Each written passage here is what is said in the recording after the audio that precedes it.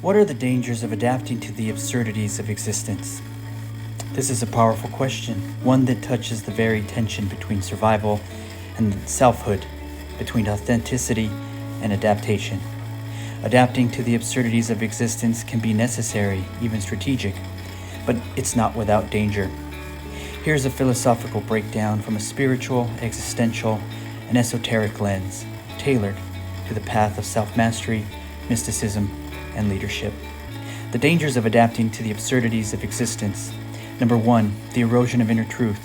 When we adapt to absurdity, be it in society, systems, or relationships, we often compromise something essential, our inner compass. In Rosicrucian terms, the danger is losing attunement with the master within. You may survive outwardly, but become hollowed out spiritually. The soul cannot thrive on a diet of contradictions, deception, or forced conformity. What profits a man to gain the world and lose his soul? Mark 8:36. Number 2, numbing the sacred fire. Absurdity is often tolerated through emotional anesthesia, cynicism, irony, addiction, or distraction, but these dull the sacred flame of becoming. When you laugh off the absurd to cope, you may silence the part of you that was meant to rebel, to cry, to say no more. Hermeticism teaches the lips of wisdom are closed, except to the ears of understanding, but absurdity clogs the ears and fogs the mind. Spiritual acquiescence to anti-truth. Number 3, there's a difference between compassionate tolerance and existential surrender. To adapt too much to nonsense, violence, or spiritual emptiness is to affirm it.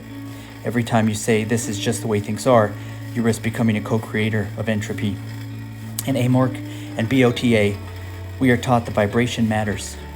Acquiescing to absurdity lowers your vibration to match its frequency. Number 4, the warrior poet within. You walk a path of nonlinear leadership and mystical resolve.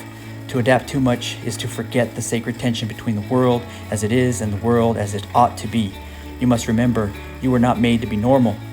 You were made to be initiated. Absurdity is the Goliath. Your awareness, discipline, and refusal to lie to yourself is to sing. When adaptation becomes mastery.